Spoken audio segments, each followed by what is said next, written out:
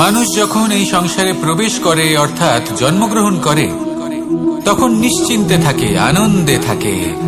কিন্তু যেই মাত্র তার মধ্যে বোধশক্তি আসে তখন সে চিন্তা করতে শুরু করে। চিন্তা ভবিষ্যতের, সেই সমস্ত বিষয় নিয়ে চিন্তা করে যা ওর হাতে নেই। তারপর বড় হয়, বিবাহ সম্পন্ন হয়, গৃহস্থ জীবন যাপন করে, তারপর আবার চিন্তায় মগ্ন হয়ে যায়। ভাবে এই যে আমার পরিবার, আমি কি ঠিকমতো তার খেয়াল রাখতে পারছি? কাল যখন আমি এই সংসার থেকে চলে যাব তখন আমার এই পরিবারের দেখাশোনা কি করবে? শেষ পর্যন্ত এই পরিবার তো আমারই উত্তরদায়িত্ব। যাক, আপনাকে একটা প্রশ্ন করি। এই সংসারে আসার পূর্বে আপনি কি এই প্রশ্ন করেছিলেন, এটা ভেবেছিলেন যে আমাকে ছাড়া এই সংসার কিভাবে চলবে? করেননি, তাই তো? তাই আপনার এটা নিয়ে দুশ্চিন্তা করার প্রয়োজন নেই যে আপনি যখন এই সংসার ত্যাগ করে চলে যাবেন তখন কি হবে। আপনি যখন ছিলেন না তখনও এই সংসার চলছিল, আপনি যখন এই সংসার ত্যাগ করবেন তখনও এই সংসার চলতে থাকবে। যদি কোনো বিষয়ের প্রভাব থাকে তা হলো আপনার আজকের তথা বর্তমানের কর্ম, অর্থাৎ আজ আপনি কি করছেন, কার জন্য মঙ্গল করছেন, কাকে প্রেরণা দিচ্ছেন, কাকে সাহায্য করছেন, কোন উদাহরণ প্রস্তুত করছেন। আপনি এই সংসারে যে ছবি অঙ্কন করবেন সংসার সেটাই মনে রাখবে। তাহলে শুধু সৎকর্ম করুন, মঙ্গল করতে থাকুন, আর আমার সাথে ভালোবেসে বলুন রাধা রাধা। আমরা চাই বা না চাই, আমরা সবসময় নয় কোনো না কোনো লক্ষ্যের দিকে এগিয়ে চলেছি বা কোনো না কোনো যুদ্ধ করেই চলেছি। যেমন যে যুদ্ধ মনের মধ্যে চলছে সেগুলো হলো অন্তর্মনের যুদ্ধ, যেমন পরিবার প্রতিপালনের যুদ্ধ, কর্তব্য পালনের যুদ্ধ, কোনো প্রিয়জনকে না হারানোর যুদ্ধ। এসব যুদ্ধ মনের মধ্যে চলে এবং সেদিক থেকে দেখতে গেলে আমরা হলাম এই সংসারের সব থেকে বড় যোদ্ধা, তাই না? কিন্তু এই সব যুদ্ধে যদি আপনি জয়ী হতে চান তাহলে তিনটি বিষয় আপনাকে মাথায় রাখতে হবে। প্রথম হলো সেই ব্যক্তি যিনি এই যুদ্ধে পরাজিত হয়েছেন তাকে নিজের থেকে দূরে করে দেবেন না, বরং আপনি তার কাছে যান, তার সাথে কথা বলুন, কথাবার্তা চালান, আলোচনা করুন, তার থেকে পরামর্শ নিন এবং বুঝতে চেষ্টা করুন উনি কি ভুল করেছিলেন এবং সেই ভুল নিজের জীবনে করবেন না। দ্বিতীয়, সেই ব্যক্তি যিনি এই যুদ্ধে জয়লাভ করেছেন তার অভিজ্ঞতা থেকে শিখুন। তিনি কি কি পদক্ষেপ নিয়েছেন, কিভাবে তিনি প্রারব্ধের গতিপথ বদলে দিয়েছেন, কোথায় বুদ্ধি প্রয়োগ করেছেন আর কোথায় বল প্রয়োগ করেছেন, এই সব কিছু তার থেকে শিখুন। এবং তৃতীয়, আপনার নিজের বিবেক, তার কোনটা উচিত বোধ হচ্ছে, কোনটা অনুচিত বোধ হচ্ছে সেটা বুঝে নিন। যদি এই তিনটি বিষয় আপনি বুঝতে পারেন তাহলে ধরে নিন যে আপনি সাফল্যের পথে অগ্রসর হয়ে চলেছেন। আসুন আমার সাথে ভালোবেসে বলুন রাধা রাধা। মানুষের জীবন হলো তার যাত্রা এবং প্রত্যেকের জীবনযাত্রার লক্ষ্য হলো আলাদা। এবার মনের মধ্যে এই প্রশ্ন জাগতেই পারে যে এই জীবনের লক্ষ্যটা গুরুত্বপূর্ণ নাকি যাত্রাটা, এবং এই ভাবনায় আমরা কোথাও না কোথাও সব থেকে গুরুত্বপূর্ণ বিষয়ে ভুলে যাই যে সব থেকে গুরুত্বপূর্ণ ব্যক্তিত্ব হলো আমাদের সাথে, আমাদের সহযাত্রী, যার সাথে আমরা এই যাত্রাপথ সুনিশ্চিত করি। এটা খুব গুরুত্বপূর্ণ। আপনি নিজেই দেখুন, মেঘ থেকে বৃষ্টি ঝরে পড়ে, তার লক্ষ্য হলো ধরিত্রী, তার যাত্রাপথ হলো সেই বায়ুমণ্ডল। কিন্তু ও কোন সাথী নির্বাচন করছে তার উপর কত কিছু নির্ভর করে। যদি সাথী হিসেবে ঝিনুককে খুঁজে পায় আর ওই ঝিনুকের ওপরে গিয়ে পড়ে তাহলে মুক্তয়ে পরিণত হয়। তখন লক্ষ্য কি হয়ে থাকে? ঈশ্বরের আভূষণ। সেখানেই যদি এই জলের ফোঁটা কোনো সাপের সঙ্গ পায়, কোনো সাপের মুখে গিয়ে পড়ে, তাহলে তা পরিণত হয় বিষে। আর তখন লক্ষ্য কি হয়? কারোর প্রাণ হরণ করা। এই উদাহরণ স্থির করে যে আমাদের জীবনে সাথীর নির্বাচন হলো অত্যন্ত আবশ্যক এবং অত্যন্ত গুরুত্বপূর্ণ বিষয়। কারণ সাথীর প্রভাব শুধু যে আপনার পথে পড়বে তা নয়, আপনার লক্ষ্যের উপরও পড়বে। কখনো কখনো কেউ আপনার লক্ষ্য বদলে দেবে, কখনো উচিত ভাবে, কখনো অনুচিত ভাবে। সেটা আপনার নির্বাচনের উপর নির্ভর করছে। তাহলে একজন শ্রেষ্ঠ সাথী নির্বাচন করুন আর আমার সাথে ভালোবেসে বলুন, রাধা রাধা। মানুষ বর্তমানে নিজের জীবন অতিবাহিত করেন, কিন্তু তার জীবনে অতীতকাল এবং ভবিষ্যৎকাল এই দুটোরই সমান গুরুত্ব রয়েছে। অতীতকাল অতিবাহিত হয়ে গেছে এবং সেটা জীবিত থাকে আমাদের স্মৃতি হিসেবে, এবং ভবিষ্যৎ হলো সেটাই যেটা আমরা শুধুমাত্র কল্পনাই করতে পারি। এবার অতীতের কিছু স্মৃতি এমন থাকে যা আমাদের কাছে আনন্দময় হয় না, তা কটু হয়, দুঃখজনক হয়, যন্ত্রণাদায়ক হয়। আমরা যা কিছুই করি তা বদলে ফেলতে পারবো না, কিন্তু ভবিষ্যৎকাল সেটা আমরা রচনা অবশ্যই করতে পারি যদি আজ আমরা শ্রেষ্ঠ কর্ম করি। যদি আজকের এই দিনটা আমরা আনন্দের সাথে অতিবাহিত করি, সুখের সাথে অতিবাহিত করি, এক একটা মুহূর্ত আমরা আনন্দ এবং ভালোবাসার সাথে অতিবাহিত করি, আপনার আজকের এই কর্ম আপনার ভবিষ্যৎ নির্ধারণ করবে। আজ আপনি যেভাবে জীবন কাটাবেন তা ভবিষ্যতে গিয়ে অতীতকালে পরিণত হবে, আর তখন আপনি এমন স্মৃতি খুঁজে পাবেন যেখানে আপনি প্রত্যেকটি মুহূর্ত প্রেম এবং আনন্দের সাথে অতিবাহিত করেছেন, এবং সেই স্মৃতি মধুর হবে। তাহলে আজ শ্রেষ্ঠ এবং উচিত কর্ম করুন, আপনি নিশ্চিত রূপে একটি উজ্জ্বল, শুদ্ধ, পবিত্র এবং আনন্দময় ভবিষ্যৎ লাভ করবেন। আসুন আমার সাথে ভালোবেসে বলুন, রাধা রাধা। প্রত্যেক মানুষ নিজের জীবনে হীরক তথা হিরে এবং দর্পণ এই দুই দেখেছেন। এই দুই হলো সাদা এবং এরা দুজনেই আলোর প্রতিফলন ঘটায় এবং এরা দুজনেই উজ্জ্বল হয়ে ওঠে। আপনি হয়তো মনে মনে ভাবছেন যে এটা কি ধরনের তুলনা করছে। একটা হিরে তো রত্ন, তার মূল্য দর্পণের থেকে অনেক গুণ বেশি, কিন্তু হিরে থাকাতে দর্পণের মূল্য কিন্তু কোনো অংশে কমে যায় না, তাই না? মানুষ যখন হিরে নিজের হাতে নেয় তখন সবার আগে কি খোঁজে?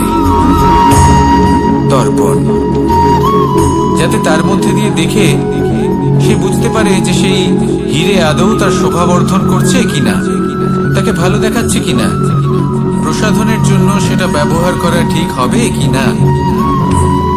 অর্থাৎ হীরের উপস্থিতিতে দর্পণের গুরুত্ব কম হলো না, দর্পণের কারণে হীরের মূল্য বোঝা গেল। আমাদের জীবনেও ঠিক এরকমই ঘটে। আপনারা যদি সংসারে নিজের আশেপাশে দেখেন, এমন অনেক মানুষ দেখতে পাবেন যারা নিজেদের ক্ষেত্রে মহান স্থানে পৌঁছেছেন, নিপুণ এবং শ্রেষ্ঠ হয়েছেন, আর তাদের মধ্যে আপনার নিজের মনে হয় যেন আপনি হলেন দর্পণ। নিজেকে ছোট মনে করবেন না, আপনার মূল্য কম হচ্ছে না, আপনার নিজস্ব মূল্য আছে। আর যদি আপনার অস্তিত্ব না থাকে তাহলে ওনাদের অস্তিত্বের মূল্য সংসার বুঝতেই পারবে না। জীবনে সবসময় চেষ্টা করবেন যাতে আপনি আরো বেশি শ্রেষ্ঠ হয়ে উঠতে পারেন। আপনি নিজে যে স্থানে আছেন সেটাকে ছোট মনে করবেন না, তারও নিজস্ব একটা মূল্য আছে। যদি আপনি হিরে হয়ে থাকেন তাহলে অহংকার করবেন না, যদি আপনি দর্পণ হয়ে থাকেন তাহলে নিজেকে ছোট মনে করবেন না। আসুন আর আমার সাথে ভালোবেসে বলুন, রাধা রাধা। পাপ এবং পুণ্য এই দুই হলো সংসারের এমন দুই বিন্দু যাকে কেন্দ্র করে এই সংসারের চক্র ঘুরতে থাকে। আমরা যদি কোনো কর্ম বিচার করি, হয় পুণ্য নয় পাপের দৃষ্টিভঙ্গি দিয়ে, এটা হয় পুণ্য না হলে পাপ। কিন্তু এই পাপ এবং পুণ্য এই দুই নির্ভর করে প্রত্যেক মানুষের ওপর, তার চিন্তাধারা, তার পরিস্থিতির ওপর। ধরুন এমন একজন মানুষ যিনি অনেক দিন ধরে বনে পথ হারিয়েছেন, অনেক দিন হয়তো উনি কোনো খাবার খাননি। এবার এমন পরিস্থিতি চলে এসছে যে এবার যদি উনি খাবার না খান তাহলে হয়তো জীবিতই থাকবেন না। আর এমন অবস্থায় ওনার সামনে যদি কোনো প্রাণী আসে তাহলে তাকে শিকার করা, এটা কিন্তু তার কাছে পাপ নয়, এটা তো জীবিত থাকার একমাত্র উপায়, এটা তার কাছে পুণ্য সম। আর যদি আমি এমন একজন ব্যক্তির কথা বলি যিনি সরল, যিনি একটি সুখী, শান্ত, সুরক্ষিত জীবনযাপন করছেন, তার কাছে কিন্তু এটা পাপ। এইরকমই এই সংসারে ভিন্ন ভিন্ন পরিভাষা আছে পাপ এবং পুণ্যের। তার মধ্যে যদি আমি আপনাকে একটি সরল পরিভাষা দিই, সেটা হলো জীবনে যখনই কোনো কর্ম করবেন সেটা নিয়ে একটু ভেবে দেখুন যে এই যে কাজটা আমি করছি তার ফলে এই যে অন্য মানুষেরা আছেন এই সংসারে তারা কি দুঃখ পাবেন? যদি তারা দুঃখ পান তাহলে সেটা পাপ। যদি আপনি এমন কোনো কর্ম করেন যার ফলে অন্যরা প্রসন্নতা লাভ করেন, তাদের মুখে হাসি ফুটে ওঠে, যদি তারা প্রেরিত হন, জীবনে সামনে এগোতে পারেন, তাদের বিকাশ হয়, তাহলে এটা হলো পুণ্য। তাই জীবনে সবসময় পুণ্য করতে থাকুন আর আমার সাথে ভালোবেসে বলুন রাধা রাধা। তালা অনেক পুরনো একটা আবিষ্কার। যবে থেকে এই সংসারে বহুমূল্য বস্তু নির্মিত হয়েছে তবে থেকেই এই তালা নির্মাণ হয়েছে, তবে থেকে এর ব্যবহার করা হয়েছে, যাতে উচিত সময় এলে পরে আমরা আমাদের বহুমূল্য জিনিসগুলো সুরক্ষিত রাখতে পারি এবং সময় এলে পরে বের করে সেগুলি ব্যবহার করতে পারি। এবার একটা গুরুত্বপূর্ণ তথ্য আছে যেটা জানা অত্যন্ত গুরুত্বপূর্ণ, এবং সেটা হলো যে একটা তালা নির্মাণের পূর্বে তা খোলার যন্ত্র অর্থাৎ তার চাবিটি নির্মাণ করা হয়, এবং এটাই জীবনের খুব বড় একটা শিক্ষা প্রদান করে যায়। আমাদের জীবনে যখনই কোনো সমস্যা আসে তখন ভয়ভীত হওয়ার কোনো দরকার নেই, কারণ এই প্রকৃতি, এই ঈশ্বর এই সমস্যার সমাধান তথা এর চাবি আগে থেকেই নির্মাণ করে রেখে দিয়েছেন। শুধু দরকার হলো সেই সমস্যার ঊর্ধ্বে উঠে সেই সমাধান খুঁজে বের করা। মানুষ অনেক সময় সমস্যা দেখে ভীত হয়ে পড়েন, চিন্তিত হয়ে পড়েন, নিজের বিবেক হারিয়ে ফেলেন। আপনার শুধু এই মনকে শান্ত করা প্রয়োজন। এই শান্ত মনের সাথে এই সমস্যার নিবারণ খুঁজে নিতে হবে। তাই সমস্যা যতই তীব্র হোক না কেন ভয় পাওয়ার কোনো প্রয়োজন নেই, বরং শান্ত মনে সমাধান খুঁজে বের করুন। আসুন আমার সাথে ভালোবেসে বলুন রাধা রাধা। এ হলো রামায়ণের সময়কালের কথা। সেতু নির্মাণ করার কাজ চলছিল। সমস্ত বানর সেনা এই কাজে নিযুক্ত হয়েছিলেন। বড় বড় পাথর তুলে নিয়ে এই বানর সেনা সমুদ্রে ফেলছিলেন। এই কাজ চলছিল। এমন সময় ছোট্ট একটা কাঠবিড়ালি এলো। ছোট ছোট মাটির ডেলা হাতে নিয়ে সাগরের কাছে যাচ্ছিল আর বড় বড় পাথরের পাশে রেখে দিচ্ছিল, যথাসম্ভব সেখানে রেখে আসছিল। সারা দিন ধরে সে এই পরিশ্রম করেই যাচ্ছিল। এবার শ্রীরাম তার এই কাজ দেখতে পেলেন। সেই ছোট্ট কাঠবিড়ালিটিকে নিজের হাতে তুলে নিলেন এবং অত্যন্ত ভালোবেসে তার পিঠে হাত বুলিয়ে দিলেন। কথায় আছে যে কাঠবিড়ালির পিঠে যে দাগ আছে সেই 3টি দাগ এসেছে শ্রীরামচন্দ্রের 3 আঙুলের থেকে। যে কাজ আপনি করছেন তাতে সমস্ত শক্তি প্রয়োগ করুন, যতটা আপনার সামর্থ্য রয়েছে, যতটা আপনার প্রতিভা রয়েছে, সম্পূর্ণভাবে উৎসর্গ করে দিন। ঠিক এমন ভাবে কর্ম করুন। সেই কাঠবিড়ালি কিন্তু তাই করেছিল।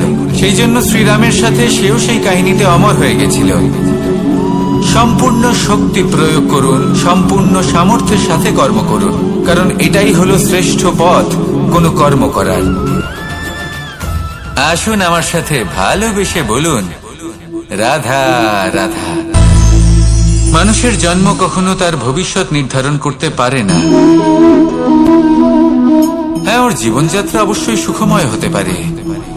নির্ভর করে যে ও কোন পরিবারে জন্ম নিচ্ছে, তার পরিবার পরিজন কে হন, তার মাতা পিতা কে হন, তাকে কেমন শিক্ষা দেওয়া হয়েছে, কেমন ভাবে পালন করা হচ্ছে। সে কিন্তু কুপাত্রও হতে পারে, আবার সুপাত্রও হতে পারে।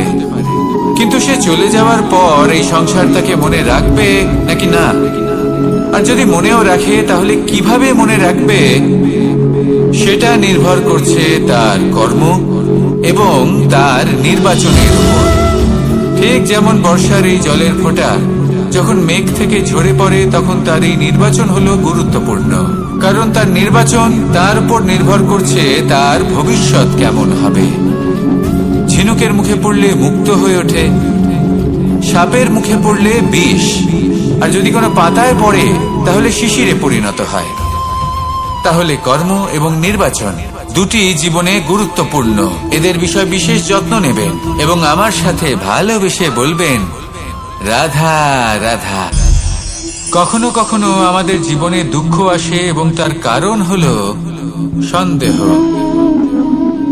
মানুষ আমাদের উপর সন্দেহ করে, আমাদের কর্ম নিয়ে, আমাদের মানসিকতা নিয়ে, আমাদের কথা নিয়ে, আমাদের চরিত্র নিয়ে।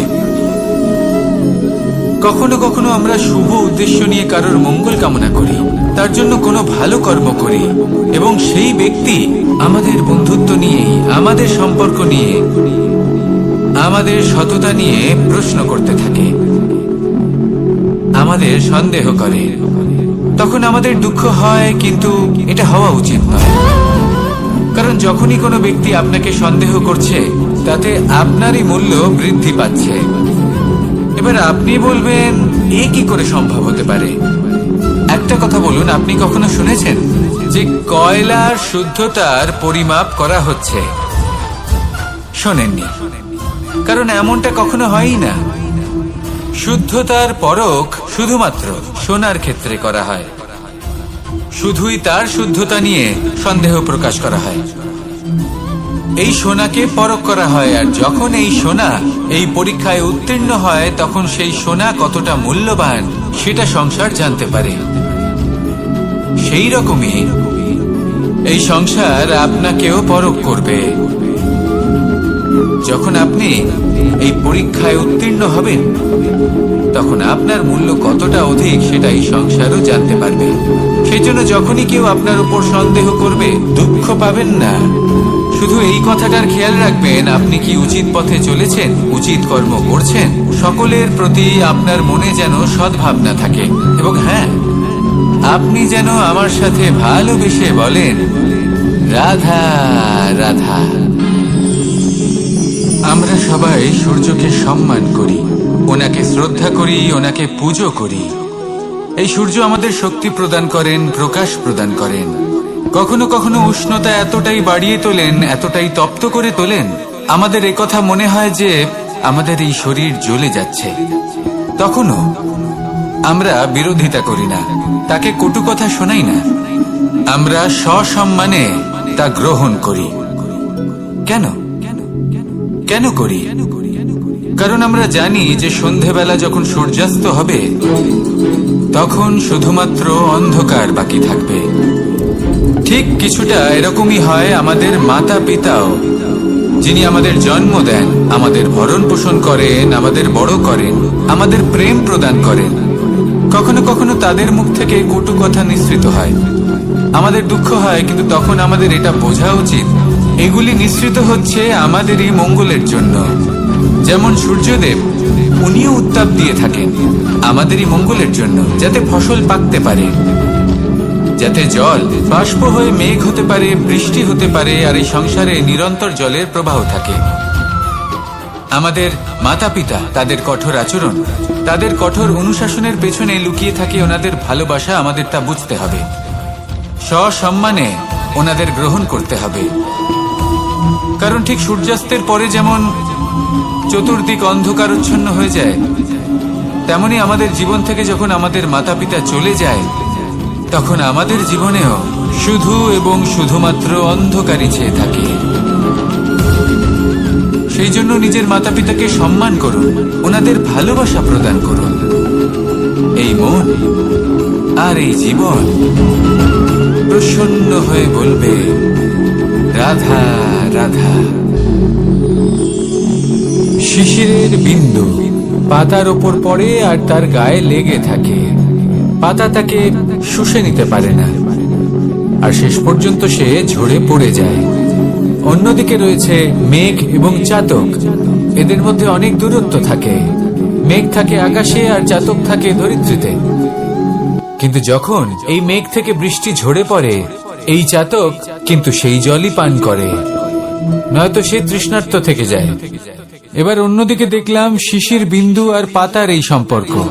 এরা খুব কাছাকাছি থাকে, ঘনিষ্ঠও থাকে। অন্যদিকে রয়েছে মেঘ এবং চাতকের সম্পর্ক, যাদের মধ্যে অনেক দূরত্ব থাকা সত্ত্বেও তারা খুব ঘনিষ্ঠ, তাই না? এই সারমর্ম খুব সরল। এই নৈকট্য, এই দূরত্ব, তা আপনার সম্পর্কে প্রভাব কিছুতেই ফেলতে পারে না। এই নৈকট্য, এই দূরত্ব, এসব হলো শুধুমাত্র মনের ব্যাপার। কখনো আপনি অনুভব করেছেন আপনি কারোর থেকে অনেক অনেক দূরে আছেন, অনেক দূরে আছেন, তাও সেই ব্যক্তির প্রতি আপনি টান অনুভব করেন। সেখানে আপনি কারোর সাথে প্রত্যেক দিন অতিবাহিত করেন, সমস্ত জীবন অতিবাহিত করেন, সব থেকে বেশি সময় তার সাথে অতিবাহিত করেন, তাও তার প্রতি সেই টান অনুভব করেন না। এই সংকেত হলো মনের দূরত্বের। তাহলে মনের এই দূরত্ব দূর করুন আর আমার সাথে ভালোবেসে বলুন, রাধা রাধা। এটা হলো সূচ, আর এটা হলো তলোয়ার। এবারে আপনারা বলুন, আপনাদের দৃষ্টিকোণ থেকে এই দুই বস্তুর মধ্যে কোনটা বেশি শক্তিশালী আর গুরুত্বপূর্ণ হতে পারে? আপনি বলবেন তলোয়ারই সবচেয়ে শক্তিশালী বা গুরুত্বপূর্ণ। আচ্ছা, মানলাম যে তলোয়ার বেশি ভারী হয়। তলোয়ার আপনাকে যুদ্ধে বিজয়ী করে, যুদ্ধে শত্রুর বিনাশ করে, কিন্তু তলোয়ার দিয়ে আপনি কখনো আপনার বস্ত্র সেলাই করতে পারবেন না। যদি আপনার পায়ে কাঁটা ফুটে যায়, তা আপনি তলোয়ার দিয়ে বের করতে পারবেন না। আপনাকে সূচের ব্যবহার করতেই হবে। এবারে বলুন, তলোয়ার পেয়ে যাওয়ার পরে এইভাবে সূচকে হারিয়ে ফেলা কি ঠিক হবে?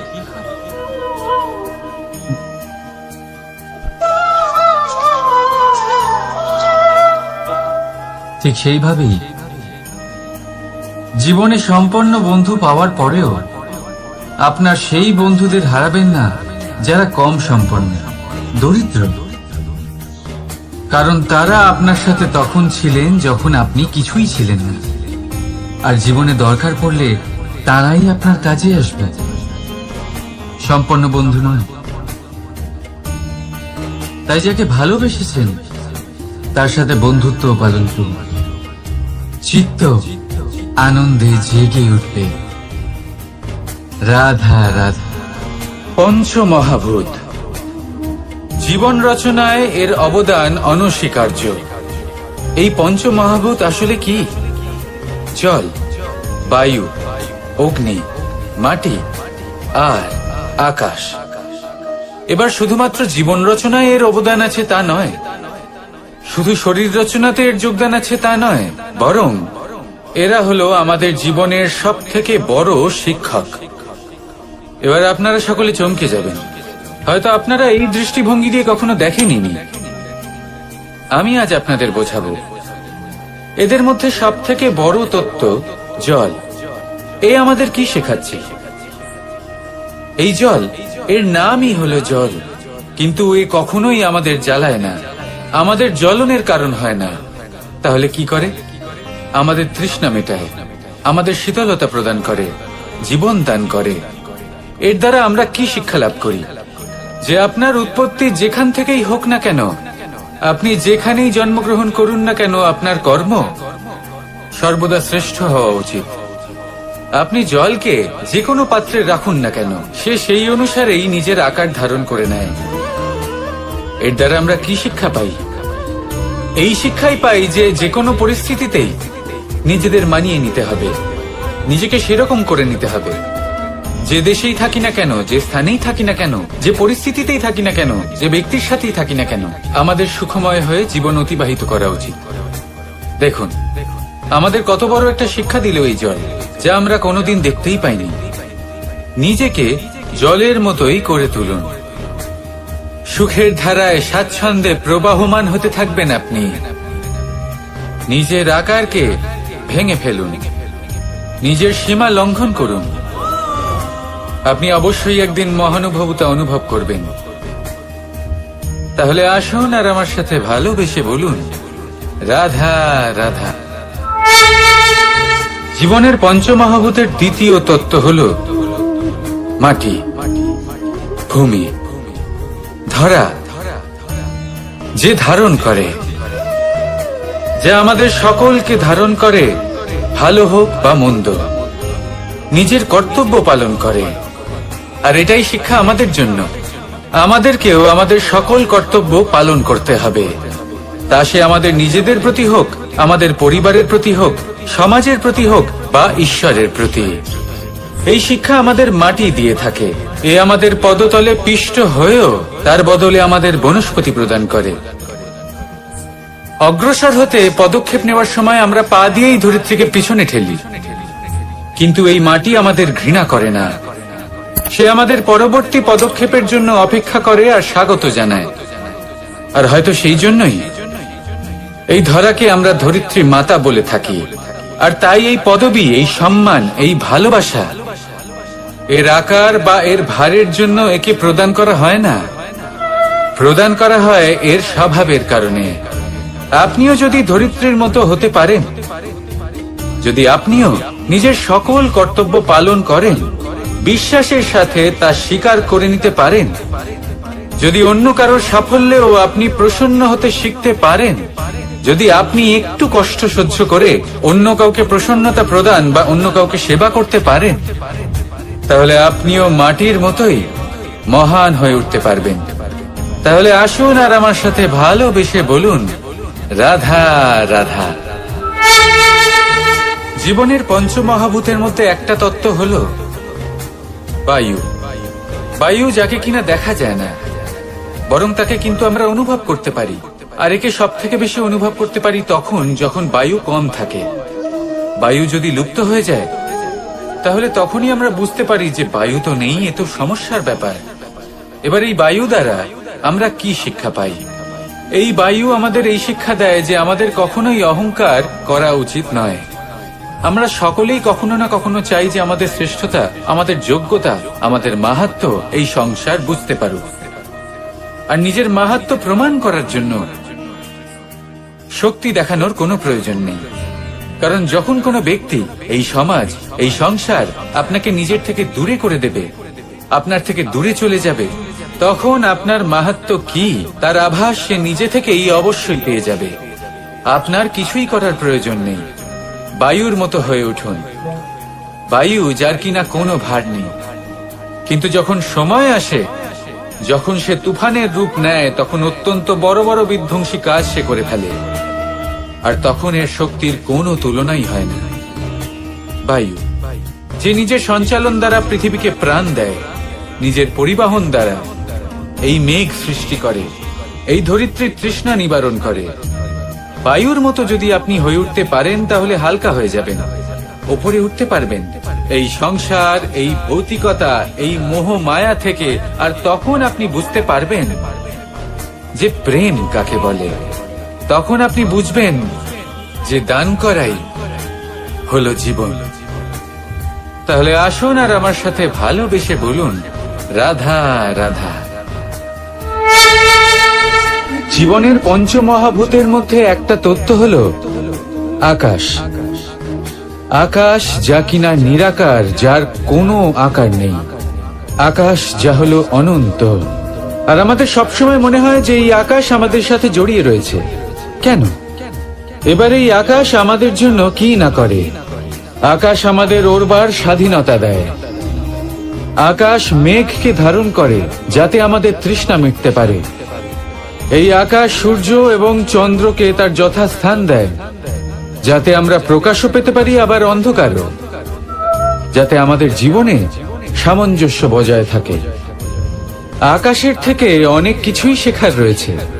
যদি আমরাও আকাশের মতো হতে পারি, আমাদের আপনজনদের সেই স্বাধীনতা দিতে পারি যাতে তারা উঠতে পারেন, যাতে তারা নিজেদের স্বপ্ন পূরণ করতে পারেন, যার ফলে তারা নিজেরাই এই জীবনকে অনুভব করতে পারেন, নিজের পায়ে দাঁড়াতে পারেন, তাহলে ভাবুন আমাদের অস্তিত্ব কতটা বড় হয়ে যাবে।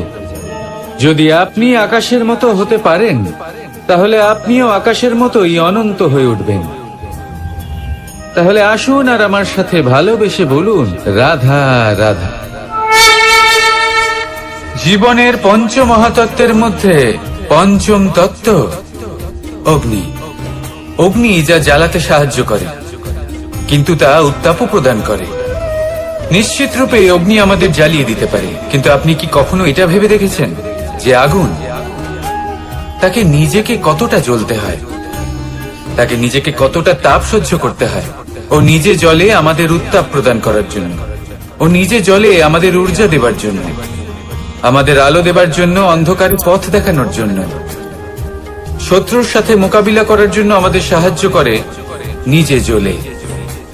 যখন আমরা কোনো দেবতার জন্য যজ্ঞ করি, তখন দেবতার ভোজন গ্রহণ করার নিমিত্ত হয় এই অগ্নি। কত কিছু ওকে সহ্য করতে হয় আমাদের এত কিছু দেবার জন্য। আপনিও আগুনের মতো হয়ে উঠুন, নিজে কষ্ট সহ্য করুন অন্যকে সাহায্য করার জন্য, তাদের জীবন উদ্ধার করার জন্য, নিজের প্রিয়জনের জন্য, নিজের পরিবারের জন্য, নিজের মাতা পিতার জন্য, এই সমাজের জন্য। নিজে কষ্ট সহ্য করুন, প্রকাশের কেন্দ্রবিন্দু হয়ে উঠুন, আর সকলকে পথ প্রদর্শন করুন, সবাইকে পথ দেখান। যেদিন আপনি আগুনের মতো হয়ে উঠবেন, সেই দিন ঠিক যেমন অগ্নিকে পুজো করা হয়, আপনিও সেইভাবে পূজনীয় হয়ে উঠবেন। যেমন সকল শুভকর্মে, সকল যজ্ঞে, সকল পুজোতে অগ্নিকে স্মরণ করা হয়, সেইভাবেই সকল শুভকর্মে আপনাকেও স্মরণ করা হবে। আর যেদিন আপনি এরকম হয়ে উঠবেন, সেই দিন জীবনের বাস্তব মর্ম কি আপনি তা বুঝতে পারবেন।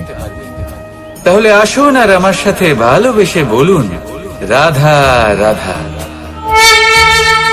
পঞ্চমহাতত্ত্ব, পঞ্চমহাভূত, এদের বিষয়ে আমি আপনাদের সবকিছুই বলে দিয়েছি। কেন? এরা আমাদের জীবনের সব থেকে বড় শিক্ষক। আর এদের থেকে আমরা কি শিক্ষা পাই? নিশ্চিত রূপে এই পঞ্চমহাতত্ত্ব আমাদের দেহের নির্মাণ করে, কিন্তু একটা ষষ্ঠ মহাতত্ত্ব রয়েছে, এমন এক তত্ত্ব যার না কোনো ভার আছে, না কোনো পরিমাণ আছে, কিন্তু তা হলো অত্যন্ত গুরুত্বপূর্ণ, ভাবনা।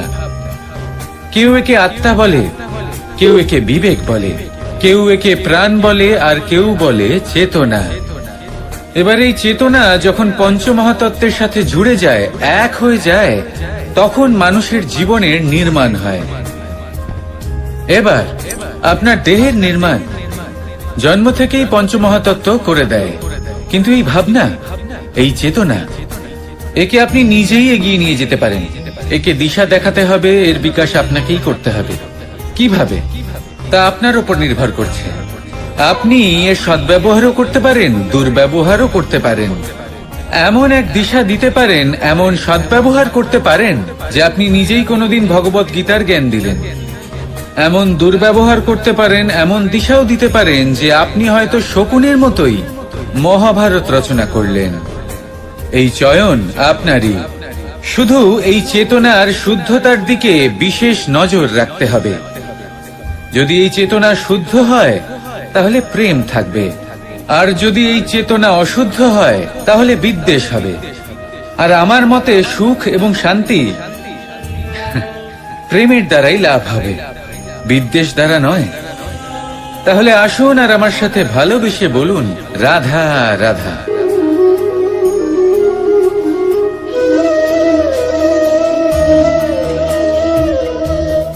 নারী জন্মসূত্রে কারোর কন্যা, ধর্মসূত্রে কারোর পত্নী, আর কর্মসূত্রে কারোর মা। আমাদের মনে এই ছবি আঁকা রয়েছে একজন নারীকে নিয়ে, তাই না? একটা অতুলনীয় ভূমিকা রয়েছে নারীদের আমাদের জীবনে, আর নারী ছাড়া আমরা কিছুই নই। কিন্তু অধিকার, সেখানে আমরা একটা ভুল করে বসি। যখন নারী একজন কন্যা থাকে, যখন সে জন্ম নেয়, তখন তার ওপর অধিকার থাকে তার পিতা।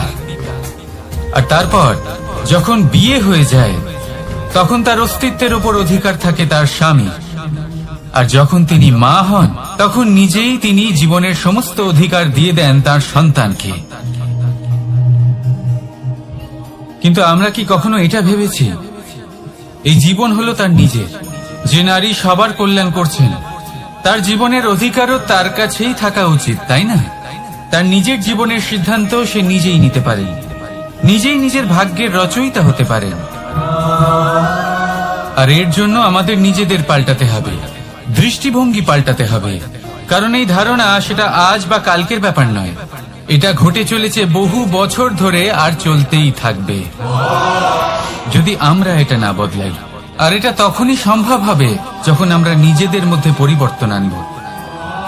তাই আজকের পর থেকে, এই মুহূর্ত থেকে, কোনো নারীর ওপর অকারণ অধিকার স্থাপনের আগে সহস্রবার ভেবে দেখবেন, কারণ যখন নারী নিজের অধিকার কেড়ে নিতে বাধ্য হবেন তখন শুধু এবং শুধুমাত্র বিনাশই ঘটবে। রাধা রাধা।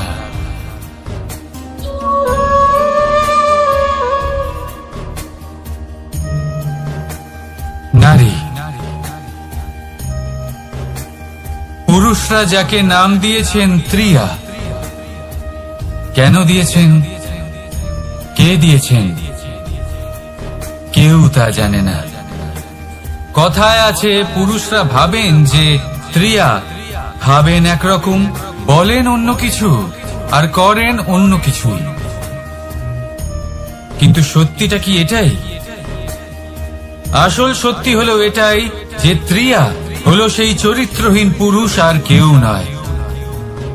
সেই পুরুষ যারা নারীকে বলেন যে আপনি হলেন মা, আপনি হলেন দেবী, আপনি হলেন বোন, আর ভাবেন কি? ভাবেন যে এই নারী হলো আমাদের পায়ের ধুলো আর কিচ্ছু নয়। আর কি করেন? ওনাদের মাথায় ওনাদের খোপায় মালা পরিয়ে দিয়ে ভাবেন যে ওনারা হলেন তাদের পায়ের ধুলোর সমান। একজন নারীর সম্মান ভঙ্গ করেন, তাদের দাসী মনে করেন। ভুলবেন না, যত্র নারী আস্ত পূজ্যন্তে রমন্তে তত্র দেবতা। অর্থাৎ যেখানে নারীকে পুজো করা হয় সেখানে ঈশ্বর বাস করেন, আর যেখানে নারীকে অপমান করা হয় সেখানে ঈশ্বর এবং ভাগ্য এই দুই রুষ্ট হয়। মনে রাখবেন, যদি নারী কল্যাণকারী হতে পারেন তাহলে নারী মহাচণ্ডী রূপও ধারণ করতে পারেন। যদি একজন নারী মাতা হয়ে জন্মদান করতে পারেন তাহলে নারী মৃত্যু হয়ে বিনাশও করতে পারেন।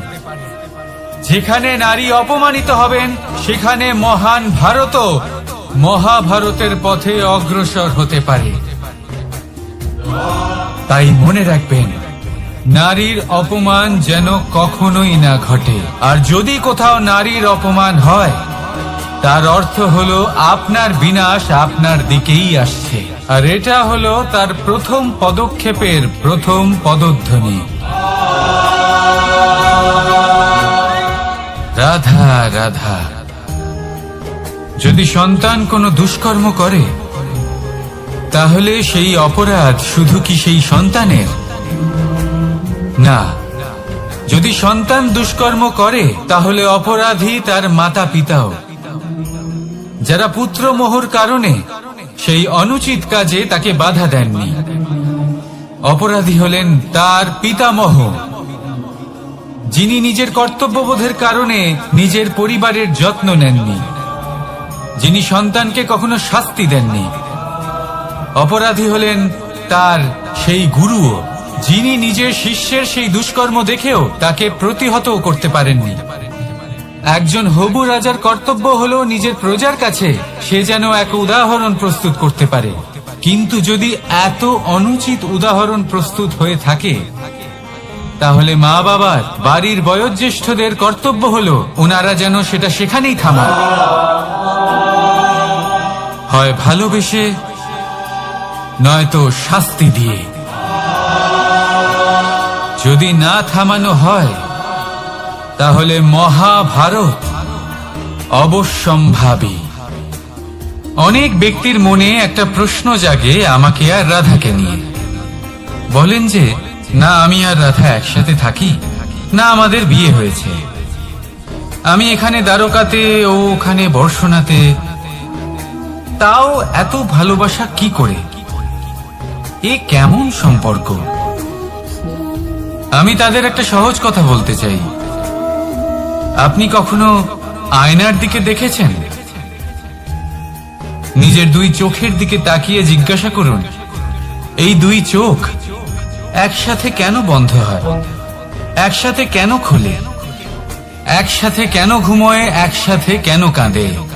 আজীবন কোনো এক মানুষের সাথে সম্পর্ক রাখা অবশ্যই সম্ভব, তাদের সাথে দেখা না করে। আমার আর রাধার ভালোবাসাও কিছুটা এরকমই, আর কিছুটা এরকমই হয় ভালোবাসা। দুই নয়নের মতো, যারা কখনোই মিলিত হবে না, কিন্তু চিরকালের জন্য একসাথে জুড়ে থাকবে।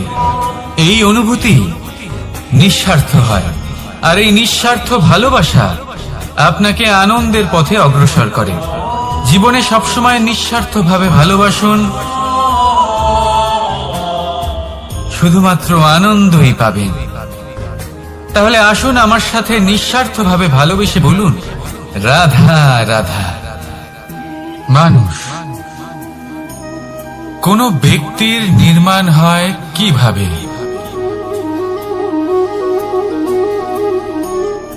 কেউ বলবেন পঞ্চতত্ত্বের দ্বারা, কেউ বলবেন আত্মা, দেহ ও চেতনার দ্বারা, কেউ বলবেন ঈশ্বরের কৃপার দ্বারা, তো কেউ বলবেন এই প্রকৃতির পরীক্ষার দ্বারা। না, মানুষের নির্মাণ হয়ে থাকে বিশ্বাস দ্বারা। ব্যক্তি তখনই গড়ে ওঠেন যখন ব্যক্তিত্ব থাকে, ঠিক কিনা? আর ব্যক্তিত্ব তখনই হবে, আর সেরকমই হবে যেরকম বিশ্বাস আপনি নিজের উপরে রাখবেন। যদি আপনি মনে করেন আপনি বিষের ন্যায় হবেন, তাহলে আপনি বিষাক্তই হবেন। যদি আপনি এটা মনে করেন যে আপনি অমৃতের ন্যায় হবেন, তাহলে আপনি অমরই হয়ে যাবেন। যদি আপনি নিজের উপরে বিশ্বাস রাখেন যে আপনি সংসারের সব থেকে উঁচু পর্বতের শিখরে পৌঁছতে পারবেন, তাহলে আপনি অবশ্যই পৌঁছবেন। যদি আপনার এরকম মনে হয় যে আপনি এরকম কখনো করতে পারবেন না, তাহলে এরকম কখনোই হবে না। ভেবে দেখবেন, বিশ্বাসের মধ্যেই বিশ্ব বাস করে থাকে, তো আপনার অস্তিত্ব কেন করবে না? যেমন বিশ্বাস আপনি নিজের উপরে রাখবেন, তেমনই আপনি হয়ে উঠবেন। সেই জন্য নিজের উপরে বিশ্বাস রাখুন, আর হ্যাঁ, ভালোবেসে বলুন, রাধা রাধা। বাজ পাখিকে পক্ষীরাজ বলা হয়। বাজের আয়ু হলো মোটামুটি 70 বছর। এবার 40 বছর হতে হতেই ওদের পালক লম্বা এবং ভঙ্গুর হয়ে যেতে থাকে, ঠোঁট বেঁকে যায়, ডানা ভারী হয়ে যায়, অর্থাৎ আগের মতো উড়তে পারে না, সেই শক্তি থাকে না। এবার সেই বাজ কি করবে? বাজ সব থেকে কঠিন নির্বাচন করে, নির্বাচন নিজের পুনর্স্থাপনা। সর্বপ্রথম একটা বিশাল পর্বতে যায়, একান্তে নিজের এক বাসস্থান তৈরি করে, আর তারপরে পাথরের সাথে নিজের ঠোঁট বারবার আঘাত করতে করতে সেই ঠোঁট ভেঙে ফেলে। তারপরে সে অপেক্ষা করে সেই ঠোঁট পুনর্নির্মাণ হওয়ার। তারপর সেটাই করে নিজের পালকের সাথে। তারপরে নিজের ডানা থেকে এক এক করে ভারী পালকগুলো ছিঁড়ে ফেলে দেয়। আর তারপর 150 দিনের এই যন্ত্রণা সহ্য করার পরে ও ফিরে পায় নিজের ওড়বার অনন্য ক্ষমতা, সেই শক্তি। আর তারপরে ও জীবনের পরবর্তী 30 বছর বাঁচে। কি বুঝলেন আপনি? যদি ইচ্ছে শক্তি থাকে, তাহলে একজন দুর্বলও শক্তিশালী হতে পারে। আপনিও এটাই করুন, নিজের অতীতের যন্ত্রণার বোঝাগুলিকে ত্যাগ করুন, আর কল্পনার খোলা আকাশে উন্মুক্ত হয়ে উড়ে বেড়ান। নিজের পুনর্স্থাপনা করুন, তবেই সর্বশ্রেষ্ঠ হতে পারবেন। আর মনে রাখবেন, এই ছোট ছোট পদক্ষেপই বড় বড় শিখরে পৌঁছে দিতে পারে। তাহলে আসুন আর আমার সাথে ভালোবেসে বলুন, রাধা রাধা। আপনি কি কখনো জলকে নিজের মুঠোতে ধরে রাখার চেষ্টা করেছেন? চলুন আজ করা যাক।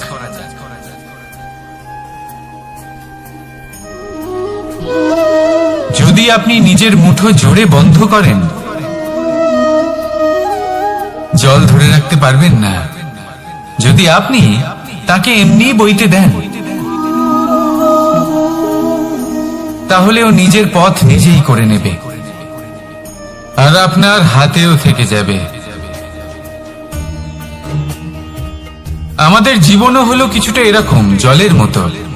নিজের পথ নিজেই করে নেয় এই জীবন। প্রত্যেক সমস্যার সমাধান নিজেই করে নেয় এই জীবন। তাই জীবনে যখন কোনো পরিস্থিতি আমাদের প্রতিকূল হয়ে থাকে, কিছুই হয়তো আমরা বুঝতে পারছি না, কিছুই যখন বসে থাকে না, তখন আমরা হতাশ হয়ে পড়ি, নিরাশ হয়ে পড়ি। আর এটাই করা উচিত নয়। শান্ত মনে দেখতে হবে যে এই জীবনে আসলে কি ঘটে চলেছে। কষ্ট সবাই ভোগ করেন। কষ্ট পেলে কেউ রেগে যান, রেগে গিয়ে পরাক্রম দেখান। এটাই তো করা উচিত নয়। শান্ত মনে সেটাই করতে হবে যা জীবন আমাদের শেখাতে চাইছে। জীবন আমাদের সব শিখিয়ে দেবে, শুধু মনে রাখবেন কখন প্রয়াস করতে হবে আর কখন আমাদের প্রতীক্ষা করতে হবে, সেটা আগে আপনাকে বুঝতে হবে। তাহলে আসুন আমার সাথে ভালোবেসে বলুন, রাধা রাধা। বল, শক্তি, পরাক্রম এই সংসারের বিকাশের মূল। কিন্তু কখনো ভেবেছেন যে প্রকৃতি আমাদের এই বল, শক্তি, পরাক্রম কেন দিয়েছেন? যাতে আমরা জীবনে কারোর উদ্ধার করতে পারি, কাউকে সাহায্য করতে পারি, কারোর জন্য ভালো কিছু করতে পারি, কোনো গরিব অসহায় মানুষের জন্য কিছু করতে পারি। এই বল, এই শক্তির সদ্ব্যবহার করতে পারি। কখনো দেখেছেন এমন মানুষ যার কাছে অসীম শক্তি আছে, কিন্তু তার সাথেই অসম্ভব অহংকারও রয়েছে, যিনি নিজেকে সর্বশ্রেষ্ঠ বলে মনে করেন, খারাপ কাজও করেন। আপনি দেখবেন প্রকৃতি এবং মানুষ তাকে ভাঙতে সর্বদা চেষ্টা করেন। মনে রাখবেন, যতই সুবিশাল পর্বত হোক না কেন, তা যদি পথে পড়ে, তাকে ভেঙে পথ প্রশস্ত করা হয়। যদি আপনার কাছে বল থাকে, শক্তি থাকে, পরাক্রম থাকে, তাহলে তার সদ্ব্যবহার করুন, কাউকে সাহায্য করুন, কাউকে রক্ষা করুন। যদি আপনি আপনার শক্তির দুর্ব্যবহার করেন, তাহলে মনে রাখবেন আপনি নিজের বিনাশ নিজেই আমন্ত্রণ করছেন। এবার বল অর্জন করার পরে, শক্তি অর্জন করার পরে, আপনি নিজেকে বিনাশ করতে চান নাকি এই সংসারের উদ্ধার করতে চান, সিদ্ধান্ত আপনার। রাধা রাধা। মানুষ আর ধন, এই দুইয়ের মধ্যে সম্পর্ক খুব ঘনিষ্ঠ। ধন হলো সেই শক্তি যার ব্যবহার মানুষ করে থাকে সাংসারিক বস্তু ক্রয় করার জন্য, নিজের জীবন যাপন করার জন্য। আর মানুষ হলো সেই শক্তি যারা ধনকে গুরুত্বপূর্ণ করে তোলেন। এবার একটা কথা বলি, ব্যবহার করা উচিত ধনকে আর ভালোবাসা উচিত মানুষকে। এটা বেশিরভাগ মানুষই বোঝেন না। মানুষ এখানেই সব থেকে বড় ভুল করে বসেন। তারা ভালোবাসেন ধনকে আর ব্যবহার করেন মানুষকে। এ হলো অনুচিত। দেখুন, আপনি একটা সূচের দ্বারা যুদ্ধ করতে পারবেন না, আর কোনো তলোয়ার দ্বারা বস্ত্র সেলাই করতে পারবেন না, তাই না? কোনটা কিসের জন্য হয় সেটা বোঝা অত্যন্ত জরুরি। আপনিও সঠিক দিকে অগ্রসর হন।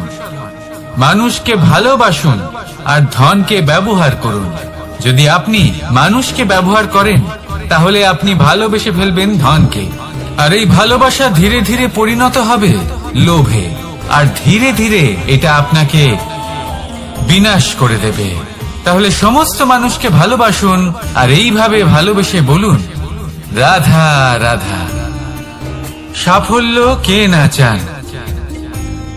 সাফল্য লাভ করার, শিখরে পৌঁছানোর আলাদাই একটা আনন্দ রয়েছে। আর আপনজনদেরও কে না চান? প্রত্যেক মানুষ চান যেন জীবনে তার কোনো আপনজন থাকে, যারা সব সময় তাদের সাথে থাকবে। কারণ আপনজনের সাথেই তো সাফল্যের আনন্দ সব থেকে বেশি পাওয়া যায়।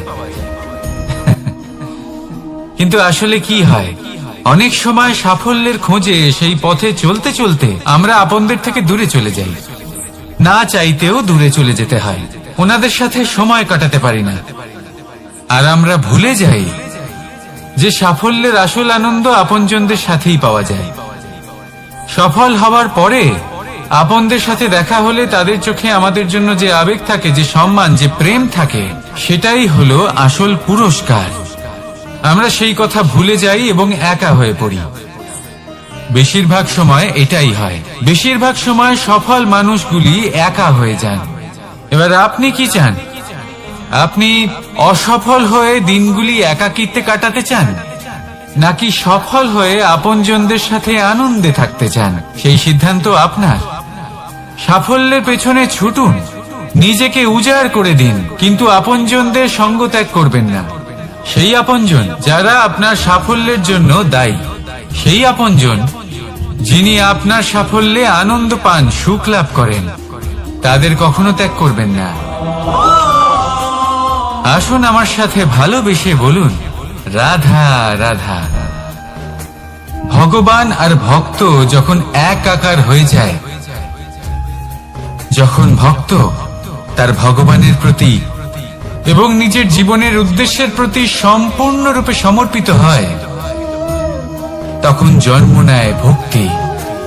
এই সংসারের সমস্ত আশা হয়তো আপনার সঙ্গ ত্যাগ করে দিতে পারে, তখনও ভক্তি সাথে থাকবে। ভক্ত আর ভগবান যখন একাকার হয়ে যায়, তাদের মধ্যে কোনো পার্থক্য থাকে না। তারা এক হয়ে যায়, এক ব্যক্তিত্ব, এক অস্তিত্ব। সেই জন্য কখনো জীবনে যে কোনো রূপেই, যে কোনো প্রকারেই, যে কোনো ঈশ্বরকে মান্য করুন। মনের মধ্যে শ্রদ্ধা ভাব জাগ্রত করুন, মনে ভক্তি ভাব জাগ্রত করুন। এই সমগ্র সংসারে সব কিছু আপনাকে ছেড়ে চলে গেলেও তখনও এই ভক্তি শুধুমাত্র আপনার উত্থান ঘটাবে। তাই মনে ভক্তি জাগ্রত করুন আর আমার সাথে ভালোবেসে বলুন, রাধা রাধা। শব্দই হলো শূন্য, শব্দই হলো আরম্ভ, শব্দই হলো অন্ত, শব্দই হলো অমর, শব্দই হলো ব্রহ্ম। এই শব্দ হলো অত্যন্ত বিশেষ। কেউ কাঁদলে তাকে হাসিয়ে তোলে, কেউ হাসলে তাকে কাঁদিয়ে দেয়। কারোর মনে উদ্দীপনা জাগিয়ে তুলতে পারে, আবার কারোর মনে কাঁটা হয়ে বিঁধে থাকতে পারে। একটা অত্যন্ত গুরুত্বপূর্ণ কথা যা বোঝা অত্যন্ত আবশ্যক। আপনার মন, আপনার হৃদয় যতই শুদ্ধ হোক না কেন, যতই পবিত্র হোক না কেন, আপনার দৃষ্টিভঙ্গি যতই স্পষ্ট হোক না কেন, যদি আপনার কথা পবিত্র না হয়, যদি আপনার শব্দ শুদ্ধ না হয়, তাহলে তা আপনাকে আপনার কর্মফল ভোগ করতে বাধ্য করবেই। একটা সহজ উদাহরণ দিই। আপনার জীবনে এমন কেউ অবশ্যই থাকবেন যাকে আপনি পছন্দ করেন না, যিনি হয়তো অধর্মী মানুষ, যিনি হয়তো দুর্বুদ্ধি সম্পন্ন মানুষ, কিন্তু তার জন্য অপশব্দ প্রয়োগ করলে তার মধ্যে কোনো পরিবর্তন আসবে না, তার মানসিকতা বদলাবে না, শুধু মনে প্রতিশোধ স্পৃহা জেগে উঠবে, মনে হিংসা জাগবে, আর কিচ্ছু নয়। সেই জন্য নিজের শব্দকে নিয়ন্ত্রণ করুন, নিজের কথা সংযত করুন। শ্রেষ্ঠ থেকে শ্রেষ্ঠতর মানুষকেও সাবধানী হতে হয়, কারণ যদি এই শব্দের প্রয়োগ সঠিক না হয়, তাহলে আজীবন মানুষকে নির্বাক হয়ে থাকতে হতে পারে। তাহলে নিজের শব্দ নিয়ন্ত্রিত রাখুন, নিজের কথাকে শুভ করুন, এতে প্রেমবোধ জাগিয়ে তুলুন, আর সেই প্রেমবোধ নিয়েই বলুন, রাধা রাধা। বরদান এবং অভিশাপ, এই দুই হলো একই মুদ্রার দুটি পিঠ। এই বরদান আমরা অনেক কারণে পেতে পারি, কখনো নিজের পরিশ্রমের কারণে, কখনো নিজের তপস্যার কারণে, কখনো আমাদের পূর্বপুরুষদের কর্ম ও তপস্যার কারণে। কিন্তু এই বরদান কতক্ষণ বরদান থাকবে তা আমরা নিশ্চিত করতে পারি না, তা সুনিশ্চিত করে শুধুমাত্র আমাদের কর্ম। যদি আপনাকে উদাহরণ দিই, আপনি রেশমের কীট দেখেছেন? ও বরদান পেয়েছে যে ও নিজের সুরক্ষার জন্য খোলস বানাতে পারে। এবারও তাতে এত মত্ত হয়ে যায় যে এমন এক আবরণ বানিয়ে ফেলে যাতে সে নিজেই আবদ্ধ হয়ে চাপা পড়ে মরে যায়। এটার তাৎপর্য কি? তাৎপর্য খুবই সরল। গর্ব করা খুবই ভালো, কিন্তু অহংকার করা কখনোই উচিত নয়। যদি অহংকার মনের মধ্যে প্রবেশ করে, তাহলে এই বরদান অভিশাপে পরিণত হতে সময় লাগে না। আর যদি কর্মশ্রেষ্ঠ হয়, তাহলে অভিশাপ বরদানে পরিণত হয়। তাহলে আসুন শ্রেষ্ঠ কর্ম করুন আর আমার সাথে ভালোবেসে বলুন, রাধা রাধা। সুখ, দুঃখ, মৃত্যু, মহামারী, এগুলো কখনো বলে আসে না, আবার জিজ্ঞাসা করেও আসে না। এমনই হয় দ্রুত ক্রীড়ার এই খেলায়। এক কারাগারের মতো, একটা মাকড়সার জালের মতো। যেমন একটা মাকড়সার জাল একটা পোকাকে নিজের দিকে আসতে আকর্ষিত করে নিজের চমকের দ্বারা, নিজের গঠন দ্বারা, সেরকমই দ্রুত ক্রীড়ার এই খেলা মানুষকে নিজের দিকে আসতে প্ররোচিত করে।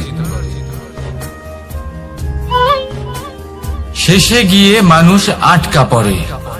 পার্থক্য শুধু এটাই, যখন এক পোকা এই জালে জড়িয়ে পড়ে তখন সে তার প্রাণ হারায়। মানুষ যখন এই দ্রুত ক্রীড়ায় আকর্ষিত হয়, সে নিজের মান, নিজের ধন সবকিছু হারায়, নিজের বিবেক হারিয়ে ফেলে। কিন্তু আপনি আপনার বিবেক কখনোই হারাবেন না। যদি আপনার মনে লোভ চলে আসে, আপনি লোভী হয়ে ওঠেন। যদি আপনি দ্রুত ক্রীড়ার এই খেলায় আটকা পড়েন, তাহলে মনে রাখবেন, এই খেলা থেকে ফিরে আসা প্রায় অসম্ভবই বলা যায়। নিজের বিবেক কখনো হারাতে দেবেন না, কারণ বিনাশ আসার প্রথম লক্ষণ হলো বিবেকের বোধ চলে যাওয়া। এই প্ররোচনায় কখনো পা দেবেন না। আর আমার সাথে ভালোবেসে বলুন, রাধা রাধা। আপনি ওই কথাটা নিশ্চয়ই শুনেছেন, যখন ভগবান একটা দরজা বন্ধ করেন, তখন অন্যদিকে অনেক দরজা খুলে দেন। এবার এই দরজা, এই সমস্ত পথ আমরা দেখতে পাই না, অনেক সময় আমরা বুঝতে পারি না, হারিয়ে যায় সব। কখনো কখনো মনে হয় যে এই কথাটাই মিথ্যে, কিন্তু আসলে তা তো নয়। তাহলে হারিয়ে যায় কেন? কারণ আমরা সময় নষ্ট করি এই দরজার দিকে তাকিয়ে থেকে। ভাবি এই বুঝি দরজা খুলবে, এবার দরজা খুলবে। অপেক্ষা করতে করতে আমরা অনেক সময় নষ্ট করে ফেলি। এত সময় নষ্ট করি যে আমরা দেখতে পাই না, খুঁজে পাই না সেই সমস্ত দরজা আর পথ যা আমাদের জন্য খোলা রয়েছে। যদি খুঁজেই না পাই, তাহলে তা ব্যবহার করব কি করে? মনে রাখুন, ভগবান সবসময় আমাদের সাথে রয়েছেন, আমাদের সাহায্য করছেন। এই পথ সব সময় আছে, সর্বত্র আছে। দরকার রয়েছে শুধুমাত্র দৃষ্টির, দৃষ্টিভঙ্গি এবং ভাবনা। এই দৃষ্টিকে বিস্তৃত করুন, এই দৃষ্টিভঙ্গিকে ধন্যাত্মক করে তুলুন, আর এই ভাবনা, এর সীমা একটু বাড়িয়ে তুলুন। তারপর দেখবেন সব খুঁজে পাবেন। আসলে কি, এই যে ঈশ্বর, এই যে পরমাত্মা, তা আমাদের সাথে রয়েছে, আমাদের মনের মধ্যে রয়েছে। যিনি তাকে মন থেকে চাইবেন, তিনি তাকে মনের মধ্যে অবশ্যই খুঁজে পাবেন। যদি উনি মন থেকে চান পথ খুঁজে পেতে, তাহলে তিনি অবশ্যই পথ খুঁজে পাবেন। তাহলে আসুন আমার সাথে ভালোবেসে বলুন, রাধা রাধা। ধর্ম, আমরা সকলে ধর্মের বিষয়ে কথা বলি, কখনো নিজের ধর্মের বিষয়, আর কখনো অন্যের ধর্মের বিষয়। কখনো আমরা অধর্ম দেখলে সেই বিষয়ে কথা বলি। অনেক রকম আলোচনা হয়, কিন্তু এই ধর্ম আসলে কি, সেটা কি কেউ বোঝে? যদি আমি আপনাকে উত্তর দিই, এই উত্তর সরল। ধর্ম হলো তাই যা মানুষকে অন্য মানুষের সাথে, সমস্ত বিশ্ব সংসারের সাথে আনন্দ সহকারে বাঁচতে শেখায়। সেই জন্য আপনি যদি কখনো কোনো ধর্মীয় স্থানে যান, সেই ধর্মীয় স্থানে গিয়ে আপনার শান্তির অনুভূতি হয়, তাই না? কিন্তু দেখুন, ধর্মের জ্ঞান থাকলেই সেই মানুষ ধর্মের পথে চলতে পারবে এমন কোনো কথা নেই। অনেক সময় সম্পর্কে যখন সংঘর্ষ বেড়ে যায়, তখন ইচ্ছের জন্ম হয়, ক্রোধের জন্ম হয়, অহংকারের জন্ম হয়, আর তারপর বিনাশ হয়ে যায় এই ধর্মে। সেই জন্য দ্বিতীয় সব থেকে গুরুত্বপূর্ণ গুণ যা আমার সারথীর মধ্যে থাকা উচিত, তা হলো ধর্মবীর হওয়া। এবার দেখতে হবে সেটা এই যে কে হবে সেই ব্যক্তি যিনি স্বয়ম্বরে নিজের ধর্মে অটল থাকবেন। কারণ সেই ব্যক্তি এই সংসার থেকে সরে এসে ধর্মের পুনঃস্থাপনের এই মহাকার্যে আমার সারথি হতে পারবেন। তাহলে আসুন আমার সাথে ভালোবেসে বলুন, রাধা রাধা। কর্ম, ধর্ম, জ্ঞান, এই 3 স্তরে অনেক মানুষ পৌঁছতে পারেন। অনেকে এই পরীক্ষা দিয়ে তাতে উত্তীর্ণ হয়ে যেতে পারেন, কিন্তু শিখরে পৌঁছে শাসন তিনিই করতে পারেন যার কাছে এই চতুর্থ গুণটিও থাকে, সমর্পণ। অত্যন্ত গুরুত্বপূর্ণ একটা গুণ এটা। এই সমর্পণ আসলে অত্যন্ত গুরুত্বপূর্ণ। পূর্ণ সমর্পণ দরকার নিজের লক্ষ্যের প্রতি, সমর্পণ নিজের কর্তব্যের প্রতি, সমর্পণ নিজের আত্মার থেকে নির্গত স্বরের প্রতি, সমর্পণ নিজের রথির প্রতি, অর্থাৎ আমার প্রতি। এবার এই পরীক্ষায় অত্যন্ত কঠিন এক বাঁক আসতে চলেছে, যেখানে সারথিকে সমর্পণের নিরিখে পরীক্ষা করা হবে, আর তাতে উত্তীর্ণ হওয়ার পরেই তার হাতে ধর্ম স্থাপনের রথের রাশ তুলে দেওয়া হবে। দেখা যাক কি হয়। ততক্ষণ আপনি প্রসন্ন থাকুন আর আমার সাথে ভালোবেসে বলুন, রাধা রাধা। যখন একজন ভক্ত এবং তার ভগবান এক আকার ধারণ করেন, যখন একজন ভক্ত নিজের ভগবানের প্রতি, নিজের জীবনের লক্ষ্যের প্রতি সম্পূর্ণরূপে সমর্পিত হয়ে যান, তখন জন্মগ্রহণ করে ভক্তি। আর তখন সংসারের সমস্ত আশা তিনি ত্যাগ করতে পারেন। সমস্ত আশা শেষ হতে পারে, কিন্তু মানুষের সঙ্গ ভক্তি কখনো ত্যাগ করে না। যখন ভক্ত ও ভগবান এক আকার ধারণ করেন, এক হয়ে যান, তখন রথী এবং সারথীর মধ্যে কোনো পার্থক্য থাকে না। তারাও এক হয়ে যান। একটাই ব্যক্তিত্ব, একটাই অস্তিত্ব। আর সেই জন্যই কখনো কখনো রথীর আদেশ ছাড়াই সারথী রথ চালিয়ে দেন, আবার কখনো সারথীর পরামর্শ ছাড়াই রথী আক্রমণ করে ফেলেন। এ তো শুধুমাত্র আরো একটা গুণ সেই সারথীর মধ্যে, যিনি ধর্ম স্থাপনার মহান কাজে আমার সারথী হতে চলেছেন। তাহলে আসুন আমার সাথে ভালোবেসে বলুন, রাধা রাধা। ভাগ করে নেওয়া বা বন্টন করা প্রত্যেক মানুষের জীবনে অবশ্যই হয়ে থাকে, আর অনেক সময় এটা জীবনে অতি আবশ্যক হয়ে পড়ে। কিন্তু ভাগ করার মনোকামনা তার থেকেও বেশি গুরুত্বপূর্ণ হলো যে কোন ঘটনার আধারে এই বাটোয়ারা হলো।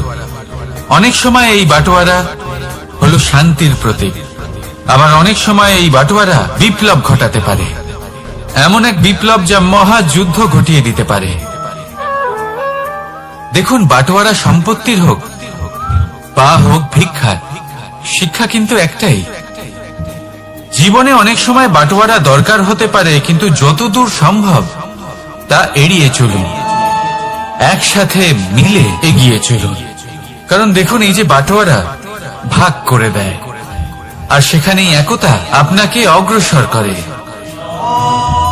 তাহলে আপনিও এটাই করুন, একসাথে মিলে সামনে এগোন, আর আমার সাথে ভালোবেসে বলুন, রাধা রাধা। আত্মীয় স্বজন কারা হন? তারাই যারা সুখে দুঃখে পাশে থাকেন, তারা যারা বিপদের সময় আপনার পাশে এসে দাঁড়ান। এবার দেখুন, একটা প্রশ্ন করব আপনাদের, সব থেকে ঘনিষ্ঠ, আবশ্যক এবং গুরুত্বপূর্ণ আত্মীয় কারা, বিশেষ করে বিপদের সময়? কেউ বলবেন মাতা, কেউ বলবেন পিতা, কেউ বলবেন ভাই বোন, ইত্যাদি ইত্যাদি। এবার ভাবুন, আপনি বড় হয়ে গেছেন, আপনি বাড়ি থেকে দূরে চলে গেছেন, পেট ভরানোর জন্য আপনাকে প্রত্যেকদিন চেষ্টা করতে হয়। এমন সময় যদি আপনার জীবনে বিপদ এসে পড়ে, তাহলে কখন আপনার খবর ওনাদের কাছে পৌঁছবে? কতক্ষণে ওনারা সাহায্য করতে আসতে পারবেন? এরকম এক সময় সব থেকে গুরুত্বপূর্ণ আত্মীয় হন আপনার প্রতিবেশী, কারণ তারাই সেই মুহূর্তে আপনার সব থেকে কাছে। আপনি কখনো পরীক্ষা করে দেখবেন, আপনার তার সাথে লক্ষ মতভেদ থাকলেও প্রতিবেশীকে কষ্টের মধ্যে দেখে সবার আগে সাহায্য করতে তারাই এগিয়ে আসেন। তাই প্রতিবেশীর সাথে সম্পর্ক ভালো রাখুন, শুধুমাত্র স্বার্থের জন্য নয়। এটা হলো শান্তিরও আধার। যদি এই সম্পর্ক ভালো থাকে তাহলে না কথায় কথায় বিবাদ হবে, না মতান্তর। আর এই সুখী সম্পর্কের ছায়ায় মন প্রসন্ন হয়ে বলবে, রাধা রাধা। কখনো ভেবে দেখেছেন মানুষকেই এই সংসারে সর্বশ্রেষ্ঠ প্রাণী কেন বলা হয়, অন্য কোনো প্রাণীকে কেন নয়? শুধু কি এই জন্যই আমরা চিন্তা করতে পারি, আমাদের কাছে তীক্ষ্ণ বুদ্ধি রয়েছে, কোনো কিছু আবিষ্কার করতে পারি, সেই কারণেই? তা তো অন্য কোনো প্রাণীর কাছেও থাকতে পারে। এমন কিছু পশুও রয়েছে যাদের কাছে তীক্ষ্ণ বুদ্ধি আছে। তাহলে মানুষ কেন? কারণ মানুষের কাছে এমন কিছু রয়েছে যা অন্য প্রাণীর কাছে নেই। মানবতা। মানবতা যা সর্বপ্রথম এগিয়ে যেতে চাইলেও যদি পথে কেউ ধাক্কা খেয়ে পড়ে যায় তাকে আগলে রাখতেও জানে। মনে রাখবেন, আপনার সব থেকে বড় পরিচয় আপনার নাম, আপনার সম্পত্তি বা আপনার ধর্মও নয়। আপনার সব থেকে বড় পরিচয় হল আপনার মানবতা। তাহলে সময় এলে পরে নিজের মানবতার পরিচয় দিন। অন্য মানুষকে সাহায্য করুন, অন্য প্রাণীকে সাহায্য করুন। একা একা পথ চলা হলো পশুদের প্রবৃত্তি। মানুষ হলেন তিনি যিনি অন্যের জন্য প্রাণও দিতে পারেন। মানুষ হলেন তিনি যিনি অন্য মানুষের প্রাণ বাঁচান। সেই মানবতাকে জাগিয়ে তুলুন আর এই জীবন বাঁচতে শুরু করুন। আর হ্যাঁ, আমার সাথে ভালোবেসে বলুন, রাধা রাধা। এই সংসারে মাতা পিতা তার সন্তানকে সব থেকে বড় উপহার কি দিতে পারেন? বৈভব, সুযোগ সুবিধা, বাড়ি, নাকি আশেপাশের পরিবেশ? এই সংসারে মাতা পিতা তার সন্তানকে সব থেকে বড় উপহার শিক্ষা দিতে পারেন, কিন্তু তার জন্য সময়ের প্রয়োজন হয়। এবার এই সময় অত্যন্ত অদ্ভুত। সময়ের ধারণা সবার রয়েছে। কখনো কখনো কিছু কঠিন সময় বরদানের মতো আমাদের সম্মুখে আসে। এরকম কোন সমস্যার কথা যদি আমি বলি, যেমন যুদ্ধ, মহামারী, মহা অসুখ, এরকম সময় আমাদের কাছে যথেষ্ট সময় থাকে। এই সময় আমরা চিন্তা করি, ভয়ভীত হই, কে জানে কত সম্পত্তির ক্ষয়ক্ষতি হবে। এবার এই সময় কিভাবে কাটিয়ে ওঠা যায়? অশুভ চিন্তা তার মনের মধ্যে বাসা বাঁধে। সে বুঝতে পারে না সে কি করবে। আমি বলবো, চিন্তা ত্যাগ করুন, এই ভয়কে ত্যাগ করুন। আর মনে রাখুন একটা গুরুত্বপূর্ণ কথা, যে ঈশ্বর আপনাকে বরদান দিয়েছেন যাতে আপনি নিজের কর্তব্য পূর্ণ করতে পারেন। কর্তব্য, নিজের পরিবারকে সময় দেওয়া, নিজের সন্তানকে শিক্ষা দেওয়া। তাদের সাথে বসুন, কথাবার্তা বলুন, আলোচনা করুন। কিছু কথা তারা বলবে, কিছু আপনি বলবেন, কিছু আপনি শিখবেন, কিছু তারা শিখবে। তাদের সাথে খেলা করুন, তাদের সাথে পূর্বপুরুষের গল্প করুন। এইসব করলে তাতে না শুধু তাদের ভবিষ্যৎ উজ্জ্বল হবে, বরং আপনিও সন্তুষ্টি পাবেন। ভয়ভীত হবেন না। আজ বর্তমানে আপনি কি করতে পারেন যাতে আপনার বর্তমান সঠিক হবে এবং ভবিষ্যৎ উজ্জ্বল হবে, তাতে একাগ্র হন। সবকিছু শুভ হবে। রাধা রাধা। দাদা আমাকে সব সময় জিজ্ঞাসা করেন যে, কানাই, তোমার এই মুখের হাসি, তোমার মুখে সব সময় কেন থাকে, কিভাবে থাকে? সামনে শত্রুপক্ষকে দেখেও ধৈর্য হারাও না। কেউ তোমার নিন্দে করলেও তার সাথে ঝগড়া করো না। কেউ তোমার বিষয় খারাপ ভাবলেও তাকে ঘৃণা করো না। কিভাবে আর কেন করো? আপনার মনেও নিশ্চয়ই এই প্রশ্ন আসে। এবারে বলি, এর উত্তর অত্যন্ত সরল। কখনো দেখেছেন গরু আর তার বাচ্চাকে কিভাবে সে তার মায়ের দুগ্ধ পান করে? সুখে থাকে, কারণ ও জানে যে ওর মা এই দুগ্ধরূপী অমৃত ওকে খাওয়াতেই থাকবে। ও জানে যে এই সময় শুধু ওর জন্য, যাতে ও নিজের মায়ের এই দুগ্ধরূপী প্রসাদ গ্রহণ করতে পারে, আর সেই জন্য ও সুখে থাকে। সেইভাবেই এই জীবন হলো ভালোবাসা। এতই ছোট হলো এই জীবন যে ভালোবাসার জন্য কম পড়ে যায়। ঘৃণা করে কেন সময় নষ্ট করব? আমি এটাই করি, আপনিও এটাই করুন। ভালোবাসুন, সবার মধ্যে ভালোবাসা ছড়ানার এই ভালোবাসার সাথেই বলুন রাধা লোকে রাধা। বলে মানুষ নিজের ভবিষ্যৎ জন্ম থেকেই লিখিয়ে আনে, অর্থাৎ এখানে এই কপালে। ভাগ্য দেবতা আমাদের সমস্ত উত্থান, সমস্ত পতনের হিসেব সবটা লিখে দেন। কিন্তু কপালে কেন, পায়ে নয় কেন? যদি পায়ে লেখা হয় তাহলে আমরা পড়তে পারবো, যদি কপালে লেখা হয় আমরা ছাড়া বাকি সবাই পড়তে পারবে। এবারে আমাদের কপাল এখানে তাই প্রতিফলিত হয় যা আমাদের মস্তিষ্কে আছে, আর মস্তিষ্কে থাকে আমাদের ভাবনা। তাই এই ভাবনার ধনাত্মক হওয়া অত্যন্ত জরুরি। এতে বিকাশের জন্য স্থান রাখুন, এতে সবাইকে একসাথে নিয়ে চলার ভাবনা রাখুন, আর বিশ্বাস করুন আপনার মস্তিষ্কের এই ভাবনা সাফল্য রূপে আপনার কপালে অবশ্যই লিখিত হবে, কারণ আপনার ভাবনাই সত্য হয়ে আপনার জীবনে আসে। রাধা রাধা।